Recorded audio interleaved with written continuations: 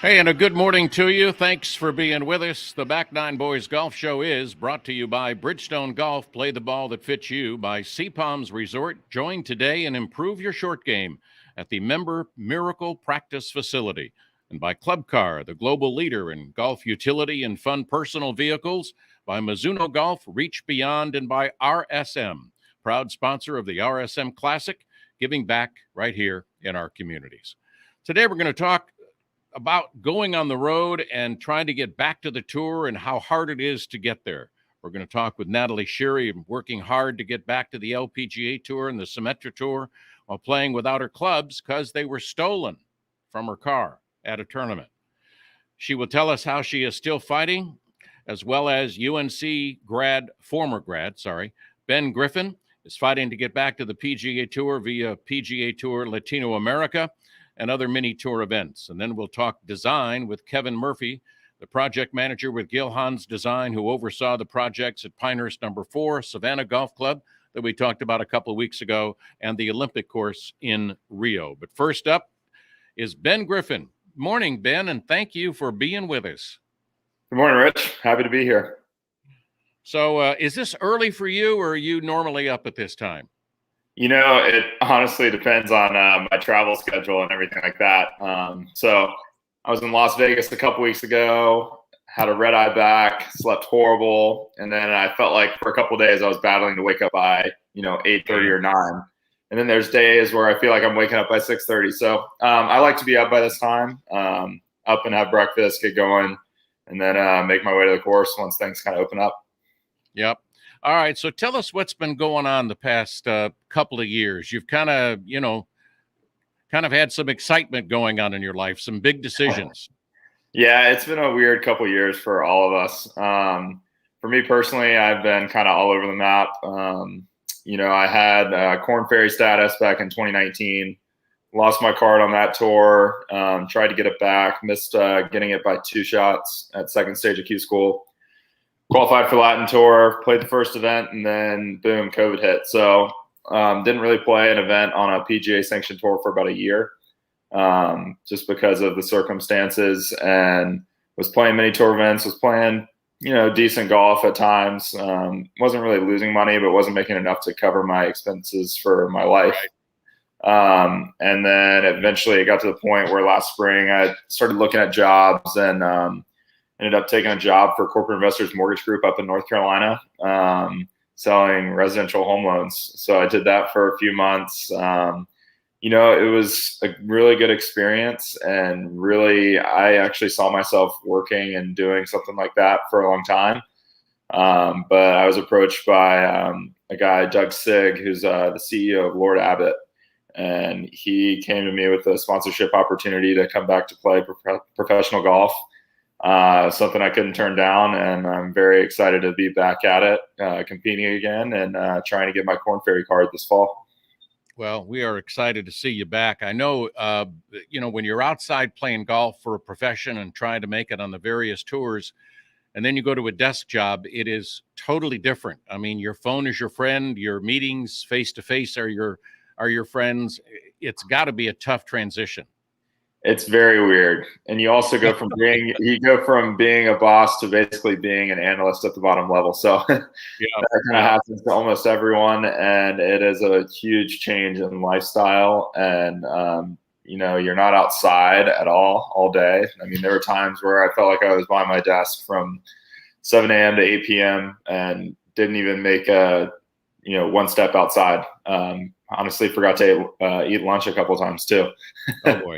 It's weird. It's tough, but so many people do it, and there's different professions. I think my specific profession in banking, given the time period where the housing market was booming, it was one of the busiest times, and there wasn't a whole lot of time for anything else. And one thing that I kind of learned throughout, my time working was I was able to reflect kind of on my career and kind of look at what I did and what things I should have done differently. And, you don't appreciate a lot of the time that you have as a professional golfer. But at the same time, you have so much time where you can start to overthink a lot of things. So the key is really being very disciplined and being able to manage all that time. And I mean, being behind a desk and working was awesome for me. It's created a huge perspective for me while I play professional golf, and I feel like it's helping me a ton more than my mindset and how I was before I started working. Yeah, but as you said, with all that time, sometimes you go down rabbit holes and you start thinking about, oh, those 2 shots. I mean, I could have done this on this hole or this hole, and I would have made it, and I would have been back on the Corn Ferry Tour. And it just, I'm sure, gets frustrating when you sit back, and that's why the sports psychologist always wants you to start thinking about the positive things and not the negative things, and having a very, very short memory. Yeah, definitely. And there's so much that goes on off the golf course, behind the scenes, behind those 2 shots that may have made a difference, and you start to be better at managing all those situations. Right. At least I feel like I'm a lot better at a lot of different things in life because of what I did the past 6 months. Okay, here you are in Chapel Hill. Now you're back on the tour. You've got a sponsor, which is awesome because it takes a lot of load off of what you could be thinking about, like, how am I going to get gas money to go to the next tournament, entry fees, and so on. But you also have a coach you've been working with that I met the other day from LA. How did you get with him, being the fact you're in Chapel Hill or here at the island and he's in LA? Yeah, so kind of funny. He has a massive social media presence, which I had never really followed any of his accounts. I had heard of his name, but I met him through a mutual friend out in Las Vegas trying to qualify for the Shriners Open. This was 2 years ago, and he was a great guy. I was working with I wasn't really working with anyone at the time. I was in a transition period. I ended up working with Justin Parsons at Sea Island Golf Club for a while, and he was great. But I kind of stayed in touch with James just to kind of pick his brain a little bit, and he was all in on trying to kind of get me started. And he came back to Sea Island about a year later. We talked about things, and he wanted me to come out to LA and do some work. And he's kind of a travel coach. He goes to all these different clubs across the U.S. Okay. And we'll work with members. He works with various PGA Tour pros. And he's been great the entire time. And I started working with him pretty much about a year ago. And the work we've done has helped my game significantly. He's been able to kind of regain some of the confidence and feels that I had back when I was playing some of my best golf, which I think is one thing that more players probably should do rather than tinker around and try to search for something new. Maybe go back to some of those feels from when you were playing your best golf. And for me, it's helped tremendously. I've been playing really well, and I just hope I can continue to, stay patient through some upcoming opportunities. And James O has been a huge asset for me in that entire process. Well, I know when you were out the other day and you and I were talking, you looked at me and you said, I'm going to stripe one for you. And you did. It's just confidence is such a big factor at your stage and even higher in the golf game. Yeah, confidence is huge. If you don't have confidence when you're, stepping up on the first tee, as I did when you came up the other day, I mean, there's no point in even teeing it up at all because it's so important. Guys are going so low nowadays. If you don't have the confidence to be able to tee it up in a tour event and try to win, even for a guy like me who doesn't have status on the tour, then you probably shouldn't be trying because it's going to be that much more difficult. And, I'm very happy and I'm trying to soak in everything right now from what I'm doing and why I'm as confident as I am. So I can kind of remember, because there's going to be times I know in my career moving forward where I'm going to be in a little slump or something and I'm going to need a couple ideas to kind of re-amp my confidence. And it's important to kind of soak in everything now, really realize what I'm doing, maybe write it in a journal or something like that. And confidence is huge. I mean, you got to have it. Especially you need confidence when you're playing with a guy you played with yesterday at Brunswick Country Club, Harrison Shee, who ends up shooting a 60. It's like every putt he hit must have had to go in. How was that for you? And in that case, what did you shoot? Yeah. I don't like losing to Harrison, honestly, a lot because he's not afraid to tell everyone in the world what he had just. Oh, I'm sure. I'm sure. Yeah, so that was tough. Going to that round, I felt like I was probably going to play a little bit better, but we were also on the same team. We had 8 guys out there at Brunswick Country Club doing a little 4-on-4 match.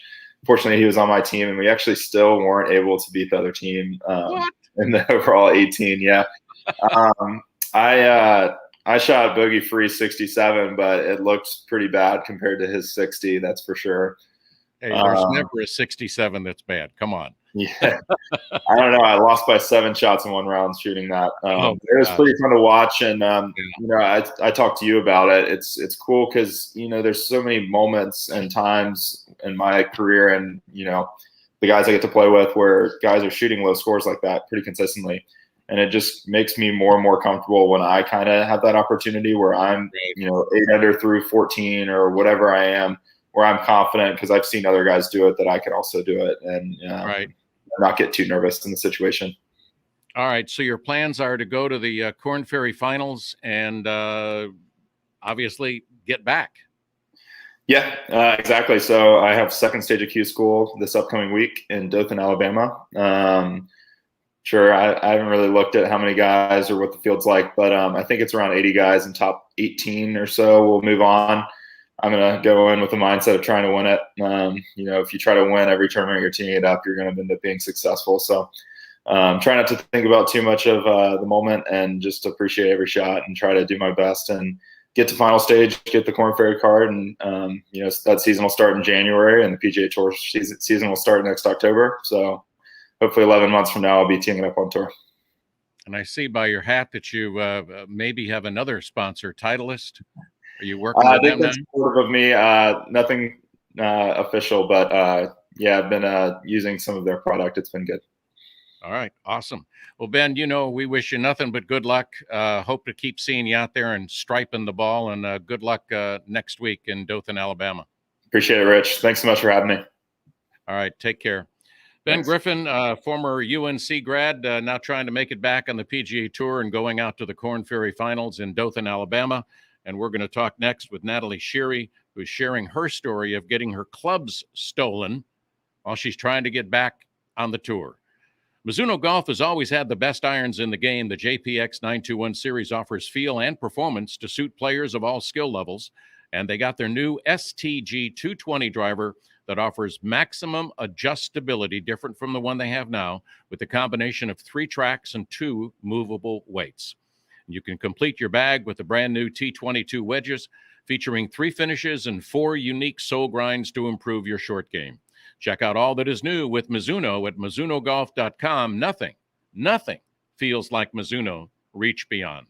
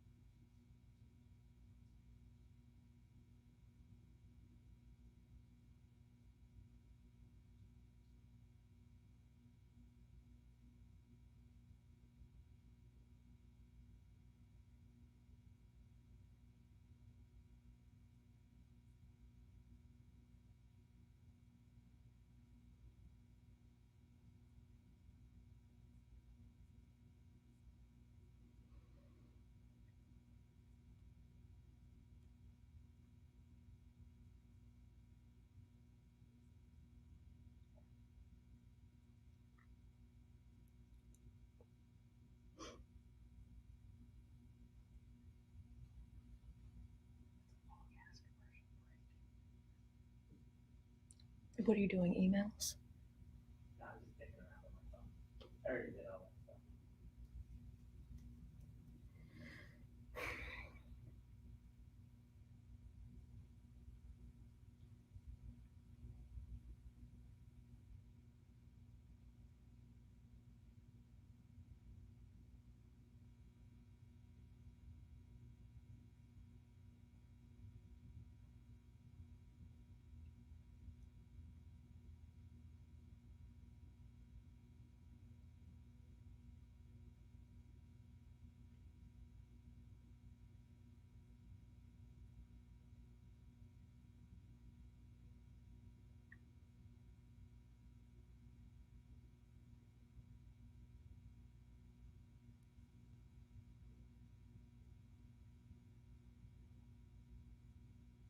This is Tim Fincher, past commissioner of the PGA Tour with the Back Nine Boys Golf Show.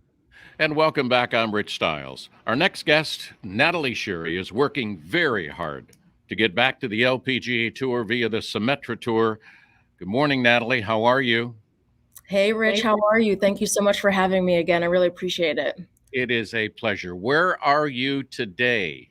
I am in Hartford, Connecticut, where I was born and raised. Okay. It's the end of the season. Symetra just finished last week, so I am finally getting my clubs adjusted. Yeah, and I also understand that you had an interesting situation that doesn't happen to many golfers, that you went out to your car and realized your clubs weren't there. No, they were not there, and my window was not there either. I had my own car at that time. I was traveling from South Michigan, Battle Creek area, to our next event in South Bend, Indiana, one of my favorite stops out on tour. Hung out with the host family, said hello, unpacked my stuff, kept my clubs in the car, went to the golf course, met them for dinner after. It's kind of late and raining, so I just left my clubs in the car. Being familiar with that area, feeling comfortable. And I was just like, oh, it's raining, I'll just leave them in the car. I have an early practice round tomorrow. It's just a few hours. Obviously, that was a huge mistake. Come out in the morning, shut the door. I hear a crunch and I look behind because I have pretty dark windows. They're limo tint. And there was so much light coming in the car. And I was like, oh my God, like what is happening? I come around the side. And at first I thought, oh, maybe, maybe a branch hit it. Like maybe just something fell. And I was like, hold on a minute. There's no trees here. That's you can eliminate that. Yeah. That's option number 2. Yeah.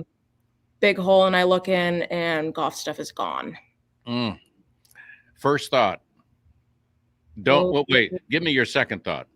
My second thought was like, I can imagine what your first thought was. I was like, okay, well, there's nothing I can do about it now. Like, right. They're gone. What's step number 2? Right. So how did you piece it back together? First call was Callaway, second call, Edel Golf for wedges. Callaway makes up most of my bag. And then I called my fitter here in Connecticut, where I am currently, and we were just trying to figure out what we could get in time, which during COVID times and quickly is pretty much nothing, no matter what anybody does. So I went to a pawn shop. Option number 2, Dick's Sporting Goods and Pawn Shop, South Bend, Indiana. The closest PGA Superstore, Golf Galaxy would be Chicago or Indy, a few hours away. And I didn't have that time. And that's got to be frustrating when you're trying to recalculate and repack your bag with stuff you think you can really play with and play well. It's hard.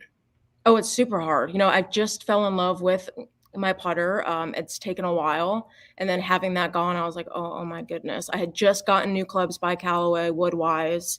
The irons I had loved and had for many years.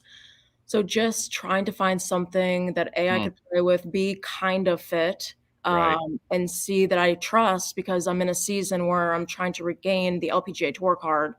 It's just not the best timing. Yeah. So based on that, how would you rate your this year for you? I know we did a GoFundMe. We talked about that last time we talked. That ended up working out pretty good, and you were really hustling. I mean, you were very aggressive trying to make sure that all happened. That all worked out. You had this year. So how would you rate this year for yourself? Coming back from shoulder surgery, which was my 2020 season along with COVID, being out of golf for 18 months, especially out of competition play, that's no easy feat right there. And then Right. having the last few events where I liked, the golf courses, I knew them, they weren't new, and not having my clubs was a little bit of a struggle, obviously. And then the fact that to build the set that I have now cost me almost 6 grand, and I had to choose between that and playing Q School. I had to choose my golf clubs. Right. So Q School is just not in the books for this off season, but there's a ton of positives and a lot of things to build on this off season. So I'm excited, number one, to get these clubs squared away so that I can start training and just know and have trust in what I have in the bag, and then work a ton just so I can rebuild the bank account, and then start thinking about next season. A lot of people may not know that you golfers have to pay entry fees for Q School, for tournaments, for, all these things. And that adds up to a lot of money. And it's just to get in. It doesn't necessarily mean that you're going to be there 2 or 3 days later. So if Sure. you added that up, what do you need for the year to get into these tournaments, for a Symetra Tour event, for a qualifying tournament? Sure. So I can do Symetra Tour driving most of the events in my own car and staying in Right. host family for about 35,000. Okay. So I'm not flying, not doing rental car, not staying in hotel, and I'm really not eating out. So that's like the bare bones cost. Okay. Every tournament's $500, and then Q School is 5,500, not Wow. including the hotel for about 3 weeks, because you need one for stage two, which I would have qualified for, because I was exempt from stage one. And then instead of having a final stage, they have a final series, which is 2 weeks long. So that's 2 weeks of hotel plus caddy. Jeez. And Wow. all the caddy prices are jacked up because they know how important that week is. They know you need one. Right. That's a few grand in and of itself. So we were just talking about it with some of the other girls. After you pay that 5,500, you're looking at just over 10 grand Right. In order to just start to play the in first order round. to Yeah. play Q School, to have status to play. Right. So off that, what are your plans for the off season to get comfortable with your clubs, work out, get stronger? And when does it all start for you next year? Yes. So being comfortable with my clubs, hopefully we'll get that done this week. My fitter in town, Prove It Golf in the Hartford area, is someone that I've trusted for God since I started playing. So he knows what I like. He knows the feels that I like. We should be able to get these things dialed in quickly. I think the only delay will be trying to get some shafts. Part of our conversation yesterday was, do we want to fit for something that's in stock, or do we want to fit something that's perfect that could take a little bit? Right. Trying to get, we have heads. Luckily, the heads that I bought from the pawn shop are what I was playing with, Oh, just that's good. the newer version. So it's just about finding shafts and grip size and all that good stuff. We got the putter dialed in, so that's nice as well. I'm going to be doing a ton of workout stuff, a ton of speed stuff. Now that my shoulder is healed, I can finally go a little bit more hard in the gym and be more assertive with what I'm training. Cardio is a big thing, trying to walk as much as I can in practice just to keep all that up. But next season on Symetra Tour will start end of February, early March. We don't get the Okay. schedule until December. So that allows, the ladies to have really mid-October to February to get some good solid work in, swing wise, Right. workout wise, mental rest. We have a good gap there. And mentally, you're working with Elite Minds, and he's been on the show several times. And mentally, when you know your game and you know your clubs and you get comfortable with all of that, and you've worked out and so on and so forth, but the mental aspect at your level is really very, very important. You got to know when you get up on that first tee, I have a chance, and I have really more than a chance. I know I can do this. Yes, and honestly, that was one of my calls that day, was to Coach Price, talking to him about, oh my God, my clubs are here, and he was like, Nat, like, you've been playing forever, you could pick up anything at this point and play. And it was just like, okay, you're right. These things might not be perfect, but I can figure it out as I play, and I know that I can hit anything. So, it's just about trying to figure out how far do these things go? Are they straight? Are they not? And then just kind of go with it.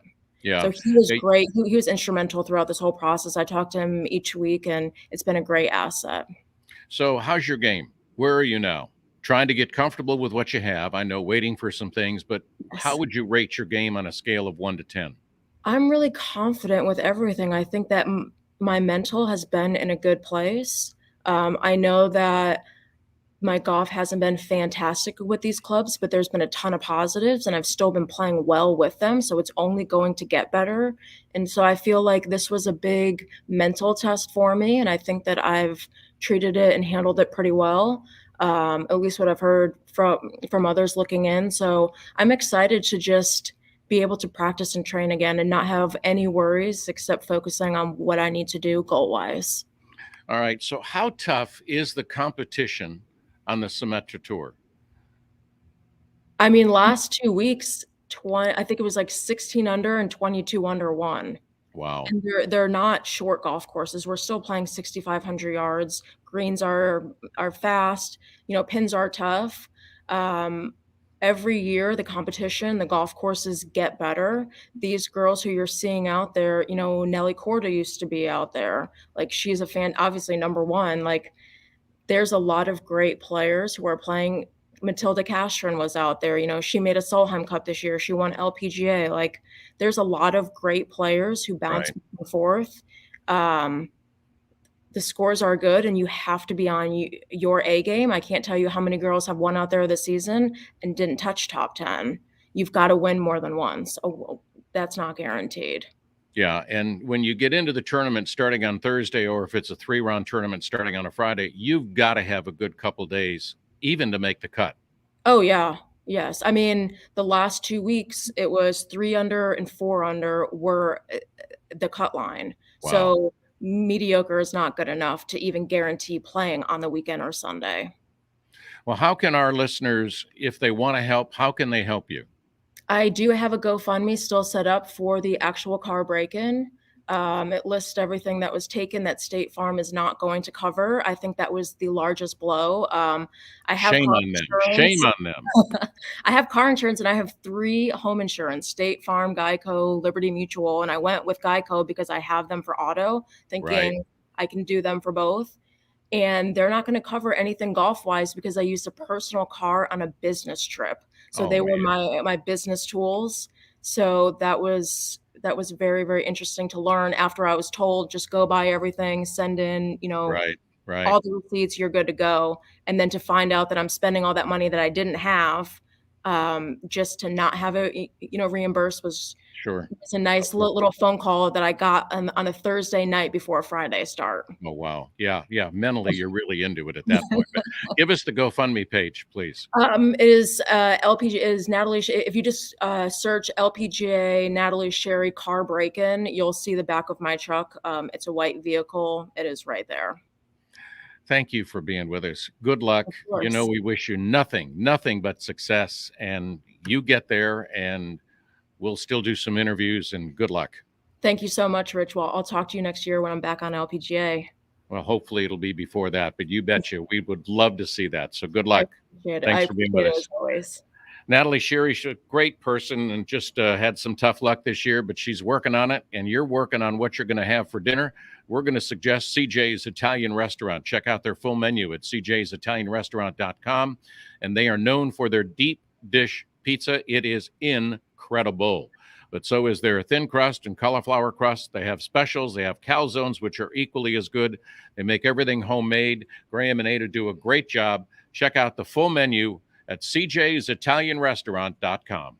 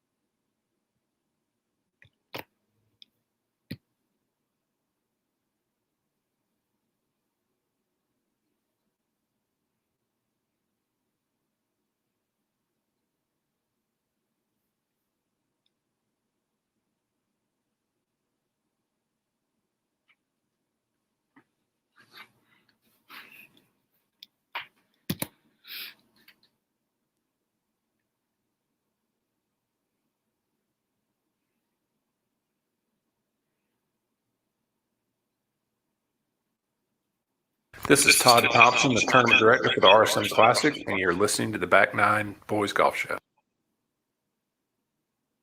We're glad you're with us. Our next guest is Kevin Murphy, is the project manager with Gilhan's Design, and they've been working on many projects. We'll talk about those, but first, let's welcome Kevin Murphy to the Back Nine Boys Golf Show. Good morning, Kevin. How are you? Good morning, Rich. Doing well. How are you? Good. I had the opportunity to go up to Savannah Golf Club and look at what y'all did up there, and incredible history within that golf club. But y'all did some really great work on a original Donald Ross design. Thank you. Yeah, we did. It was a lot of fun. I assume you were up there before the work as well? A little bit, but no, it was after that I was up there. After. Okay, yeah. It was quite the transformation. Greens and bunker renovation, but kind of changed the whole aesthetic of it, and kind of hopefully brought it back to kind of what it once was in its heyday. Yeah, we're going to be playing it next week, and I'm kind of anxious. Some of those blind tee shots based on the history aspects of that golf course was just incredible to see, and that you guys kept it in, and I think was cool. We did. We actually added a few too. Some of that original Civil War bunkering that you see, we actually enhanced some of that and created even a couple more blind shots on 12 and 15 and 13 and all that. So yeah, hopefully that adds to the fun. Great. So I'll just close my eyes when I hit those shots, right? Yeah, perfect. I mean, that'll work. Have you ever worked on a golf course like that where you've had something go back as far as the Civil War?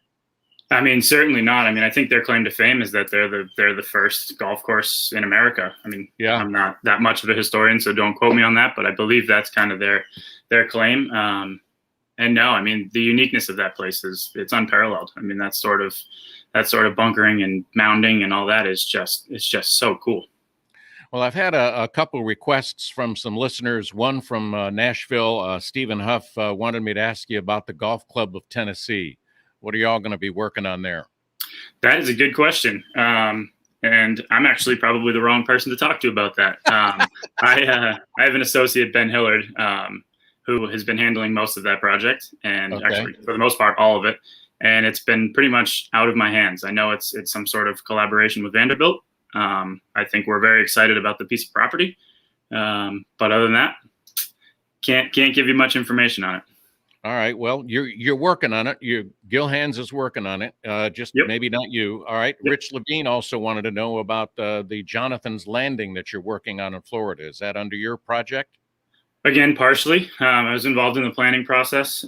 Made one trip down during the construction. But yeah, that should be nearing completion. I know we're kind of everything is built. We're kind of just doing some small detail stuff. I don't know about an opening date, but that's another one that we're really excited about. I mean, it's kind of they already have a championship routing. So what we kind of tried to do was take the piece of property that we're working with and create something kind of shorter. I think it maxes out at 6,200 yards. I don't even know what it came out to in the end. Wow. But yeah, it's just supposed to be something a little bit different. You know, they have the championship. Now they have something, shorter, maybe a little bit quirkier, something more fun that won't necessarily take 4 hours, but you can go out and get some golf in and have some fun. Were you involved at Pinehurst with number 4? I was. Yeah. Spent quite a bit of time there. Yep. One of my favorite courses. I mean, there were some times where I thought 4 was more enjoyable than 2, but 2's got so much history, like so many other golf courses, and so many great tournaments have been played there. But your transformation at number 4 was, I've just heard nothing but great feelings from people that have played it. Oh, thank you. Yeah, I mean, we've heard similar feedback, and we're very proud of it. I mean, that project was a lot of fun. You have number 2 there, which is one of the best examples of golf in arguably the world, and trying to emulate that, but not necessarily copy it or compete with it is a challenge. And we certainly don't need to make a golf course harder than number 2. So we just went out there to try to build something fun like we always do. Do you think the design projects, now or in the past couple of years, Kevin, have been trying to make the golf courses more playable for everybody rather than trying to make them harder and longer? Certainly. Yeah, that's certainly been one of our focuses. I mean, where's golf going to go if we don't have people coming up, Right. starting the game that can't figure out how to play. And I mean, Right. even as a talented golfer, you don't like getting beat over the head, to go out and play. You just want to have fun. So it's getting people in the right place, and it's having the strategy that applies to your top player and your beginner. And it's not easy, but that's kind of one of our biggest tasks when building something. So when you build something, do you put in more sand traps or less? And if you put in less, do you make the sand traps maybe a little bit easier to get out of than they might have been before? Because I know deep sand traps for a lot of people, especially older golfers, are very difficult to get into, but even more difficult to get out of. You're absolutely right. Yeah. I think placement strategy wise is the most, not necessarily number. It's pretty much placement. But accessibility is huge. I mean, you have to be able to get in and out of it. We don't need steps going down into every bunker. Occasionally there might be one that's really deep if the land allows, and you can build something really dramatic, or particularly penal, that you might want to avoid as part of the strategy. But that doesn't need to be course wide. It doesn't need to be, on every hole where you're just getting stuck in a 10-foot deep bunker. That's not fun. All right. So over the years, you've worked on many golf courses. So do you guys go in as one of the design teams that the golf course or golf club are considering, and you guys make your pitch? Or is it to the stage where Gil has got such a great name that you guys are just taking phone calls and picking which projects you want to work on? We've done both. The prior was before my days, and the latter that you mentioned is more nowadays. We're very fortunate to work with some great owners, some great properties all over the world. But I do think at this point, Gil's fielding phone calls and projects and kind of picking and choosing what interests us the most and where we think we can build something great. How cool is it to work for the guy that designed the golf course for the 2016 Olympics in Rio de Janeiro? It's incredible. I mean, I tell Gil this myself all the time. I mean, the places we find ourselves, I pinch myself a lot. It's a pretty amazing job. It's incredible. Yeah. So you work with Gil on what you're going to do to a golf course, and I'm sure you have input and he has input, and then you guys decide what you're going to do. Do you prefer to have a blank canvas as far as what you're going to do, or is it more challenging to restore or improve a golf course like you did up in Savannah or Pinehurst number 4?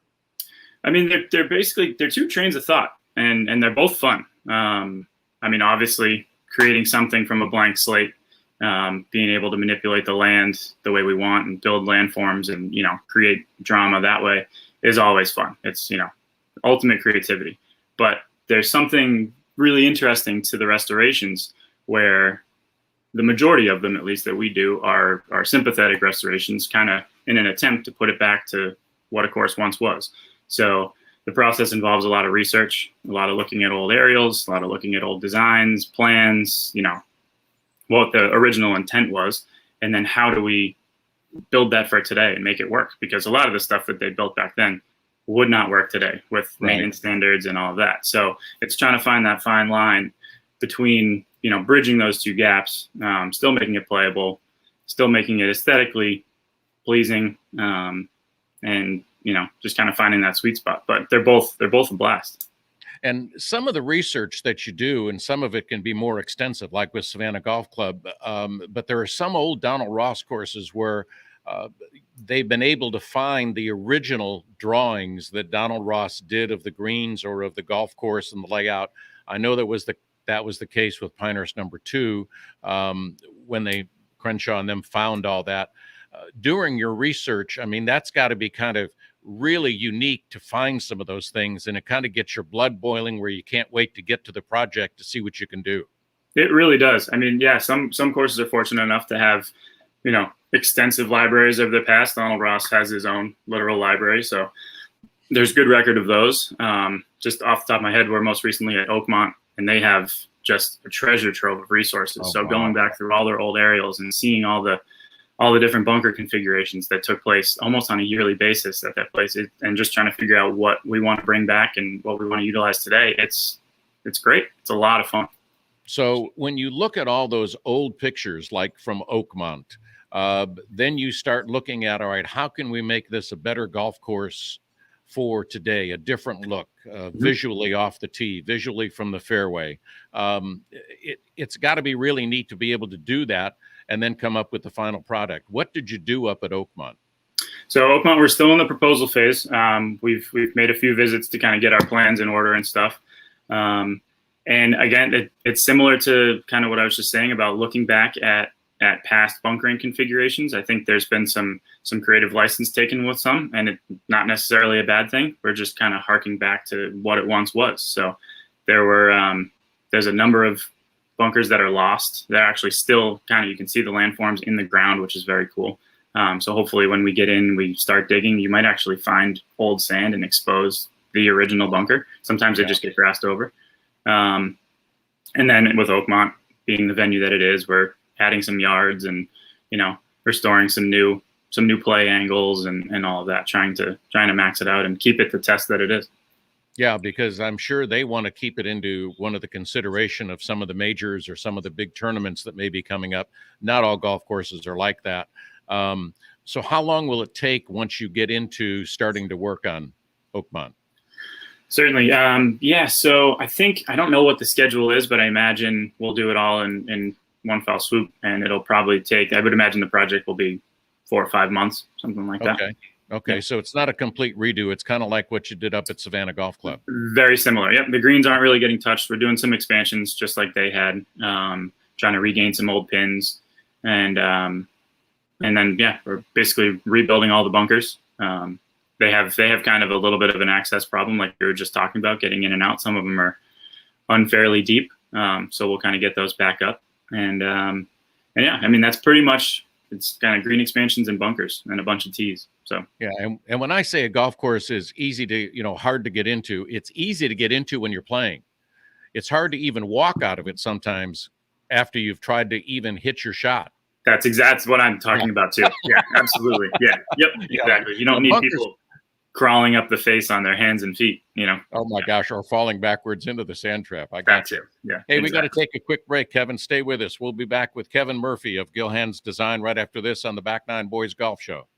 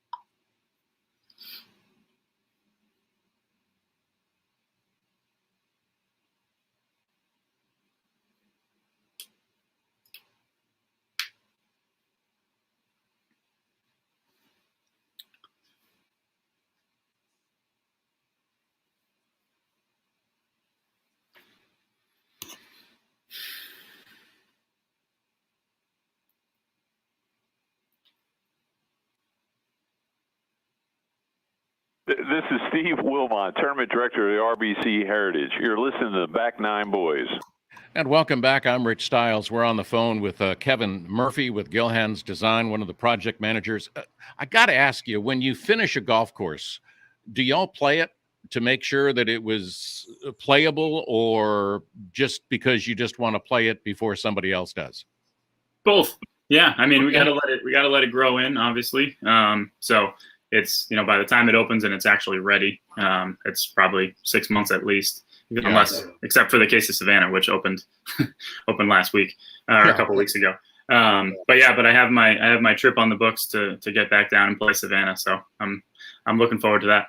Yeah, that'll be fun. So what else is on the calendar, especially for next year, Kevin? For next year, what else are we doing? I get this question a lot and I always blank on it. We got a lot going on. We're all over the place. So anything stand out that you're really excited about? I don't know of when the start date is. It wouldn't be next year, but we're currently planning a restoration at Yale Golf Club up in Connecticut, which is incredibly exciting. I'll bet. So yeah, some of the stuff that they have there is just absolutely wild. So that'll be fun to try to kind of piece back together. Talk about doing some research and finding out what it used to be and what you guys are going to want to do to it. Exactly. That'll be a fun one. We're about halfway through that kind of planning process. So looking forward to that continuing. If you're in an elevator, somebody asks you, Kevin, what is the philosophy of Gil Hanse Design? What would you say? Interesting. I would say to build fun golf. I think, like I was saying earlier, it's enough of a test. We want to draw people to the game. We want to build cool stuff like Yale and kind of bring back golf to what it once was in a lot of places. Make it accessible. That's part of what we're doing at a project down in Florida, in Jupiter, in coordination with the PGA, and and just have it be fun. It doesn't have to be a slog. You could go out and play 3 holes. That's one of my favorite memories growing up. Going over to a local course and playing 3 holes after dinner, just making it a fun activity to do. And I think that's something that's been missing over the last 10, 15 years is that golf courses wanted to make them harder and end up, why are people not playing as much anymore? And as you just said, you're trying to put more fun back into golf that can be probably for me, it is the most difficult and frustrating and rewarding game I've ever played. Absolutely, yeah, and it will continue to be that way. And we don't need to beat people over the head with, again, like we said, 15-foot deep bunkers, because you're already putting pressure on yourself. It's an individual game, and I think we need to reward people for hitting good shots and have it be fun while they're out there. So while you're designing, while you're doing your projecting, so to speak, do you play a lot of golf? Not as much as I'd like. We spend a lot of time out there, long days, long weeks, but I probably get out around 10 times a year. It'd be nice if that went up, but I know it's not that much. It's not that much. Come on, Kevin, you got to get out more. I agree. But I will say, when I do play, it's in some pretty awesome places. So I'm the first to say that I'm very spoiled with where we work and where we have access to. So I can't complain. Yeah, I feel the same way. We live down here at Sea Island, and it's pretty special down here. We got a PGA tournament coming up. We get spoiled. We get. I call it golf snob a little bit. Sure. But you play much better courses all the time, and it's got to be fun to be able to. Oh, I'm going to go there today, or I'm going to go there next week, or whatever. Absolutely, it is. It's a blast. It's a great perk, but you can also chalk it up to research, right? I'm still work, right? Yep, I got you. Yeah, exactly. Research and client activity. That too, exactly. Yeah. All right, last question. Yep. How did you get the job with Gil Hanse? How did I get the job? How much time do we have? About a minute. So make it quick. So I worked out of school. I worked at TPC Boston up in Massachusetts. The superintendent there kind of connected me with a construction company that built a lot of Gil and his partner Jim's work. So I started working for them, built a couple courses in the Northeast, out in Martha's Vineyard, down on Long Island. And I was sick of digging ditches, frankly, for the construction, wanted to hop into the job I have now.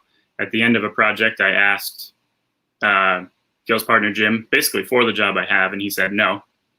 So, because there just wasn't the availability for it. So I actually quit the golf industry. I moved to New York. I started working for a landscape architecture firm in the city. And about 6 months into that, Jim called me back and said, "Hey, do you still want that job you asked me about?" And I said, "Hell yeah, I want that job." So awesome. Here I am now. Yeah. Kevin, thank you for being with us. Always a pleasure, and hope to see you soon, maybe at Savannah Golf Club. You never know. That'd be great, Rich. Thank you very much. All right. Take care. You Kevin too. Murphy, Gill Hands Design. Thanks You've for been being with listening us to on the the Back Nine Boys Golf Show. with Rich Stiles. Go to back9boys.com for all things golf whenever you want it.